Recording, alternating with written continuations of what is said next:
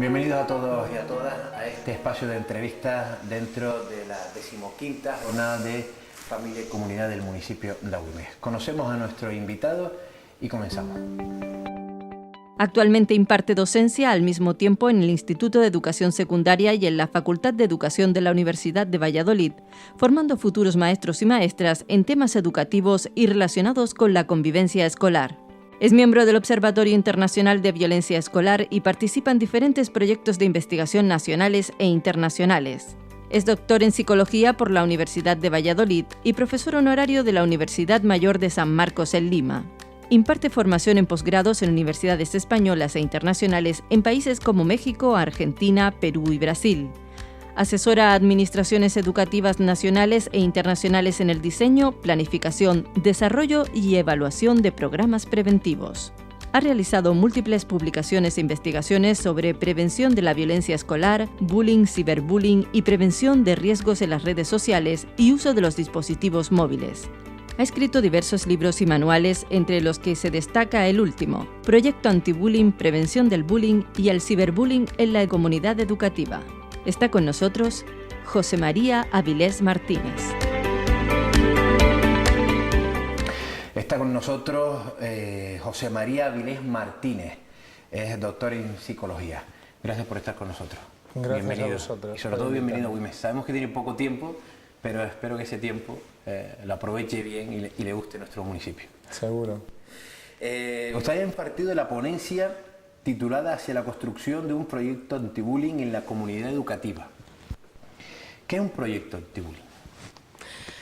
Bueno, un proyecto antibullying es una reunión de intenciones por parte de todos quienes componemos la comunidad educativa, el profesorado, el alumnado y las familias.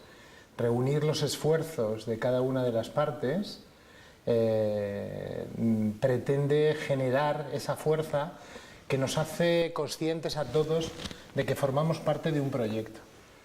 Entonces, construir un proyecto anti-bullying supone reunir las intenciones políticas, educativas, del contexto que se está viviendo, que vive la comunidad educativa, en el municipio, en la comunidad. Por lo tanto, se trata de hacer conscientes a todas las partes de que tienen algo que decir, algo que hacer, algo en lo que comprometerse. Y ser conscientes de eso da mucha fuerza, porque supone mirarse, supone complicidades, supone proyectos, supone tener intención de hacer cosas juntos. Porque el bullying, yo siempre lo digo, es como el agua en una cesta, se nos escapa por todas partes si no ponemos las manos todos juntos. Por eso no es suficiente con que el profesorado trabaje, no es suficiente con que haya buenas intenciones políticas, que desde las administraciones se hagan cosas, se propongan cosas, se normativicen. Es indispensable que las comunidades educativas tengan oportunidad de conocerse, de compartir intenciones y de generar compromisos, generar proyectos. Usted lleva muchos años investigando esta materia, el maltrato entre iguales. ¿A qué conclusiones está llegando? Bueno, la conclusión más obvia es que es un fenómeno complejo. Es un fenómeno muy complejo que no reside o no tiene causas multifactoriales. Hay muchos factores que están influyendo en él. Y que precisamente si algo dice el maltrato es que no es posible abordarlo desde solo una perspectiva, hay que abordarlo desde muchas perspectivas. También el recorrido histórico que a través de la investigación y a través de los estudios nos están proyectando sobre el maltrato nos habla de que es un fenómeno, digamos, en el que hay que emplearse a fondo. No es suficiente que tengamos la vista puesta sobre cómo resolver conflictos, porque en realidad no es un conflicto al uso. En los conflictos las partes tienen posibilidad de confrontar, tienes posibilidad de defender argumentos. En el caso del maltrato hay una parte que no tiene mucha posibilidad. Por lo tanto, se puede esconder debajo de las alfombras, podemos creer que estamos atajando el maltrato porque atajamos los conflictos, pero no es suficiente. Hay que hacer una discriminación positiva sobre las medidas que son efectivas para trabajar, para prevenir que no surjan esas situaciones, porque el maltrato en el fondo es una imposición, es la imposición del esquema dominio-sumisión de alguien que se cree con poder y que lo implanta, lo impone sobre otra persona o sobre otro sujeto al que sitúa en una posición de indefensión. Por lo tanto, es algo complejo. La investigación nos ha dicho que tenemos que reunir fuerzas desde muchos puntos de vista y que es una carrera de fondo. No basta con iniciar un proyecto con muchas ganas. No tiene fin, es una actitud, la actitud de la propia comunidad educativa, no consentir a luchar permanentemente contra el ejercicio abusivo de poder como una forma no deseable. ¿Qué herramientas necesita la comunidad educativa para combatir este problema, para evitar el acoso? Bueno, la comunidad educativa necesita información, por una parte, necesita formación, por otra, y necesita entrenamiento, en último lugar. Pensamos que solo con conocer cómo funciona un fenómeno somos capaces de agarrarlo y de manejarlo. No, nos tenemos que formar para conocerlo a fondo, para saber de qué naturaleza son sus manifestaciones, sobre cómo podemos organizarnos, sobre cómo podemos colaborar unos con otros, y sobre todo tenemos que ser quienes estamos al pie del cañón, quienes somos técnicos, los agentes educativos, nos tenemos que entrenar. El profesorado se tiene que entrenar para saber cómo afrontar este fenómeno en la clase, cómo afrontarlo con las familias. Un padre, una madre se tiene que entrenar para saber cómo hablar a su hijo de esto, cómo dejarle claro cuál es su posición de no consentir estas situaciones de abuso. Los chicos, las chicas, en el ejercicio de la convivencia entre iguales también tienen que saber cómo prestar ayuda a quien es más débil, cómo ponerse del lado de quien siempre parece que va a perder. A la víctima. Por ejemplo, o cómo decir de forma asertiva al agresor que no está de acuerdo con eso que está haciendo. Por tanto, eso exige entrenamiento y eso exige tiempo. El ser conscientes de que estamos en una carrera a largo plazo, no a corto plazo, nos sitúa en posición de salida, pero tenemos que tener un recorrido y ese recorrido supone diseñar planes, diseñar proyectos que nos lleven al objetivo final, que es combatir esto, claro. ¿El bullying nace en las escuelas o en casa? El bullying es un fenómeno que está en la sociedad y además las investigaciones nos dicen que se cuece en la familia y en edades tempranas. Por lo tanto, a la escuela llega como una manifestación de la manera en cómo los adultos entendemos el poder y entendemos el poder y el ejercicio del poder de manera abusiva. Sucede en la sociedad, sucede en la política, sucede en el deporte, sucede... La escuela no es más que un reflejo de lo que pasa en la sociedad y de lo que pasa en la familia, porque la familia transmite valores. Quizá el padre, la madre puede pensar, yo quiero que mi hijo sea democrático, sea generoso, sea empático, pero la pregunta es, ¿tú eres empática, tú eres generoso, tú eres democrático con el ejercicio de la convivencia con tus hijos y con tus hijas? Tienes que ponerlo en práctica. De ahí esta pregunta, ¿se debe educar a los padres para que eduquen a sus hijos? Sin duda los padres tenemos que tener oportunidad para poder educar a nuestros hijos. Y esa oportunidad es un compromiso que nace de nosotros mismos, de los padres, de las madres, pero también nace de los poderes públicos.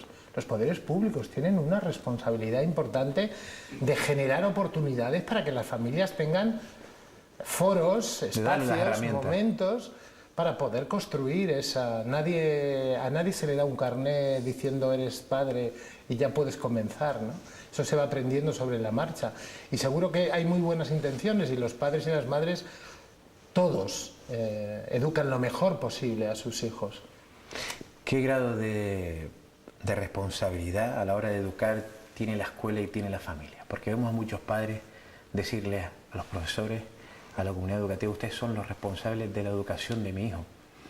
cuando los profesionales dicen que no, que la educación tiene que darse en casa, en la familia? Yo siempre digo que es una responsabilidad compartida y que cada cual no podemos huir de educar. La familia no puede huir de educar. Es cierto que cuando uno llega cansado del trabajo, lo que menos desea es tener una bronca con tu hijo, con tu hija, para intentar ajustar eso que ves que no funciona, ¿no? Pero hay que hacerlo cada uno en su parcela. Y nos olvidamos de la tercera parte, hablamos de la familia, hablamos de la escuela, pero los iguales, el grupo de iguales es un agente educativo potentísimo, muy potente, en el que en determinados momentos evolutivos como la adolescencia pueden ser incluso muchísimo más importantes, de hecho lo son, mucho más que la familia o mucho más que la escuela. Por lo tanto, tenemos que contar con esos tres agentes educativos y invertir en esos tres agentes educativos para... No sirve de nada señalar con el dedo, tú tuviste la culpa, tú no hiciste. Eso lo único que hace es desplazar el objeto de responsabilidad que tú puedes tener, sea la escuela o sea la familia, en otro agente a quien te diriges como culpabilizándolo, ¿no? Eso no tiene sentido.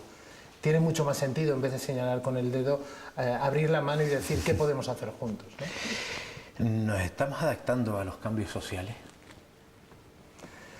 Los cambios sociales nos están forzando a que nos adaptemos de la mejor manera posible. No tenemos más que mirar las redes sociales, internet y las nuevas formas de ejercicio abusivo de poder, que ahora se ejercen también en... Ciberbullying, ¿no? Lo que llamamos. En el mundo virtual. En la nueva calle, que siempre me gusta decir. Efectivamente. Por lo tanto, estamos forzados a dar una respuesta y no siempre la damos bien. Es el lenguaje que tienen ahora los jóvenes. Los chicos, las chicas, construyen su convivencia en el espacio de la ciberconvivencia. Por lo tanto, ahí tenemos que estar. Y en los centros educativos, por ejemplo, tenemos que dar un paso más. No podemos solo llegar a prohibir que en los centros educativos existan los móviles. No tiene sentido. Tendremos que construir una respuesta para que eso, que es una relación natural que todo joven y todo chico y chica tiene, sea algo que también exista en la escuela, que también se aproveche en la escuela, pero desde un punto de vista constructivo, desde un punto de vista absolutamente positivo. Por lo tanto, es un reto que tenemos delante, los adultos por una parte, pero que también tiene la escuela en su conjunto para potenciar desde los aprendizajes a las metodologías, a las nuevas perspectivas de formas de aprender. El mundo virtual nos aporta muchas herramientas. Entonces estamos diciendo que también la escuela debe asemejarse a los cambios sociales. Sin duda, tiene que ser una escuela del siglo XXI y en el siglo XXI lo que hay son las herramientas que se manejan, por lo tanto la escuela tiene un reto delante de sí, sin duda, también. Estamos hablando de este fenómeno que le damos una importancia y que tiene que tener la mayor importancia, pero nos vamos a los datos y el índice de maltrato en los colegios de España oscila entre el 3 y el 6%. ¿Podemos llegar al 0%? ¿Podemos decir tolerancia cero? Se lo he preguntado a todos los ponentes. Bueno, hay que tener cuidado con el término tolerancia cero porque esconde muchas cosas detrás. Evidentemente yo soy partidario de que no exista el maltrato, como no podría ser de otra manera. Pero siempre digo que la lucha contra el maltrato es una carrera de fondo. Es una carrera de fondo en la que nos tenemos que situar no a corto plazo, nunca a corto plazo, sino siempre a largo plazo, para diseñar herramientas que se queden instaladas en los centros, en la convivencia familiar, en la convivencia de los grupos que permitan, que impidan en este caso, que la imposición del esquema dominio-sumisión se instale como forma natural de relación. Y eso no se consigue fácilmente, eso se consigue a largo plazo, porque estamos hablando, ¿de qué estamos hablando? Cuando hablamos del maltrato estamos hablando de un problema moral, de educación moral, de lo que es bueno, es malo, lo que es justo, lo que es injusto, por lo que merece la pena uno comprometerse, por lo que no merece, del lado de quién me pongo, del lado de quién, qué lado combato. Ese es un problema de posición moral. en función de lo que yo creo que es justo. Por lo tanto, esto no es algo que se aprende de hoy para mañana, es algo que se construye día a día, y lo más importante es que seamos conscientes sobre cómo se construye ese desarrollo moral. ¿Quién lo enseña? ¿A través de qué mecanismos el niño lo aprende? Los modelos paternos son fundamentales. Si un padre pega a su hijo, le está enseñando cuál es el modelo de relación. Por lo tanto, es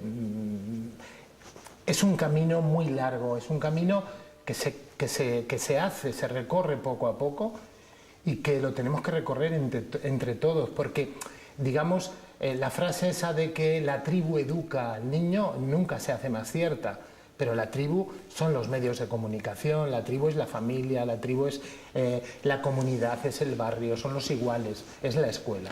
A veces tenemos un punto de vista con el maltrato y otros problemas sociales de que son enfermedades crónicas que en un momento determinado le ponemos medicamentos que calman el dolor, suben las estadísticas, bajan las estadísticas, pero no deja de ser una enfermedad crónica. No sé el punto de vista profesional si usted lo ve de la misma manera. Podemos llegar a curarnos.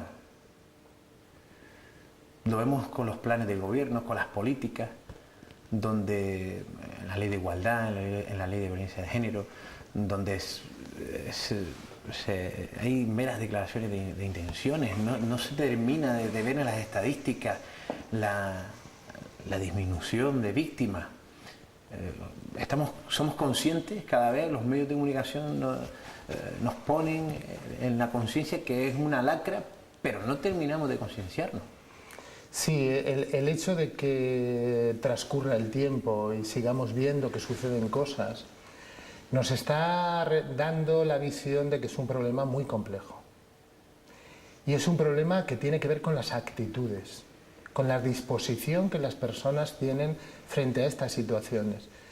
Por lo tanto, es un problema que tenemos que resolver a largo plazo, que tenemos que plantear herramientas estables en la convivencia que nos permitan hacerlo, y cambiar las actitudes es algo muy difícil, es algo que exige tiempo y que exige dedicación y que exige intencionalidad, exige toma de conciencia, exige valoración emocional, exige el cambio conductual, conlleva un recorrido amplio y complejo. Entonces quizá la idea de que siga pasando nos puede dar la percepción de que no estamos haciendo nada. Yo creo que no es así, pero tenemos que ir en la buena dirección, en la dirección de reunir esfuerzos todos para abordar este tema que es tan difícil y tan complejo.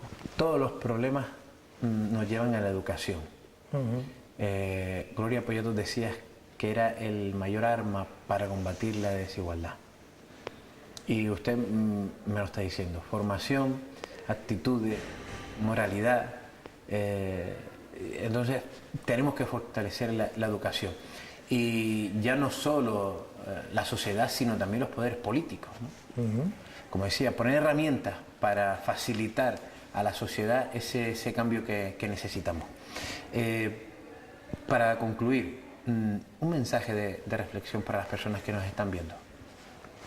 Bueno, simplemente decir que solo por el hecho de tomar conciencia de esto es un primer paso, que hay que seguir avanzando y que nos tenemos que mirar unos a otros, los agentes educativos sobre todo, para conseguir reunir esfuerzos que nos permitan construir proyectos de lucha y de prevención contra el maltrato. Es decir, juntos y no de otra manera será como acabemos con esto. Nos quedamos con ese mensaje. No sé si se me queda algo en el tintero, José María Vilés. ¿Alguna cosa, algún apunte que quiera? Yo creo que no, pero usted me dirá.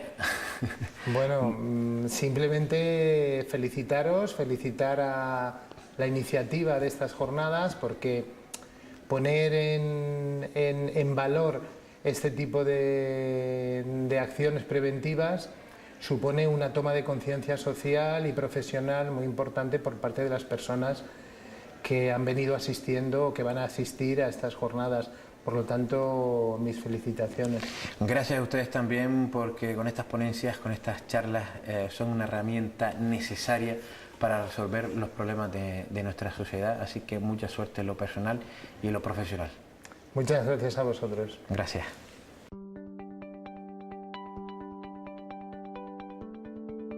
Con José María Vilés hemos sabido de la importancia de la comunidad educativa en un proyecto antibullying. Deben recibir las herramientas necesarias para afrontar con garantías el acoso o ciberacoso.